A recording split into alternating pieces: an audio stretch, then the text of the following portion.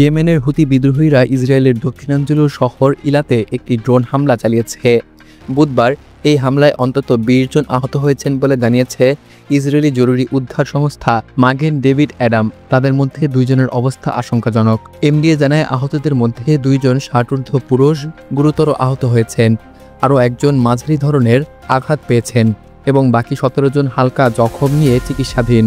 অধিকাংশ আহতের শরীরে শাপনেলের আঘাত রয়েছে, যা ড্রোন বিস্ফোরণের সময় ছড়িয়ে পড়ে। হামলার সময় ইলা শহরে সতর্কতা সংকেত বেজে উঠলেও ইসরায়েলি আকাশ প্রতিরক্ষা ব্যবস্থা আয়রন ডোম ড্রোনটি প্রতিহত করতে ব্যর্থ হয়। সামরিক বাহিনী জানিয়েছে 2টি ইন্টারসেপ্টর ক্ষেপণাস্ত্র নিক্ষেপ করা হলেও তার লক্ষ্য ভ্রষ্ট হয়। ড্রোনটি শহরে বিস্ফোরণ ঘটায় এবং ভিডিও ফুটেজে দেখা যায় আঘাতে একটি ভবনে আগুন ধরে যায়।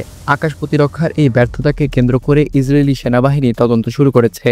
কর্তৃপক্ষ খতিয়ে দেখছে কিভাবে একটি শত্রুপক্ষের ড্রোন আয়রন ডোমকে ফাঁকি দিয়ে জনবসতিতে প্রবেশ করতে পারল। এই ঘটনা ইসরায়েলি নিরাপত্তা ব্যবস্থার জন্য বড় এক প্রশ্নচিহ্ন হয়ে উঠেছে। এই ঘটনার সময় আরেকটি আলাদা পরিস্থিতি তৈরি হয়। দুবাই থেকে তেল আবিবগামী ফ্লাই দুবাইয়ের একটি যাত্রীবাহী বিমানে থাকা এক ইসরায়েলি নাগরিক স্ট্রোকে আক্রান্ত হন। ফলে বিমানটি সৌদি আরবের রাজধানী রিয়াদে জরুরি অবতরণ করে। পরে এই যাত্রীকে স্থানীয় হাসপাতালে ভর্তি করা হয়। ইসরায়েল এবং সৌদি আরবের মধ্যে এখনও আনুষ্ঠানিক কূটনৈতিক সম্পর্ক না থাকলেও সাম্প্রতিক বছরগুলোতে 2 দেশের মধ্যে কিছুটা ঘনিষ্ঠতা লক্ষ্য করা গেছে।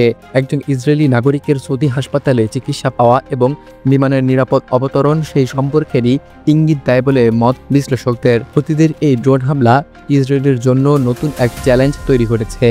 প্রতিরক্ষা ব্যবস্থা ভেদ করে শহরে হামলা চালানো কেবল একটি নিরাপত্তা ব্যর্থতা নয়, বরং এটি মধ্যপ্রাচ্যে ক্রমবর্ধমান উত্তেজনার ইঙ্গিত বহন করছে। এই হামলার পর ইসরায়েল কৌশলগত প্রতিক্রিয়া কেমন দেয়, এখন সেটাই দেখার বিষয়।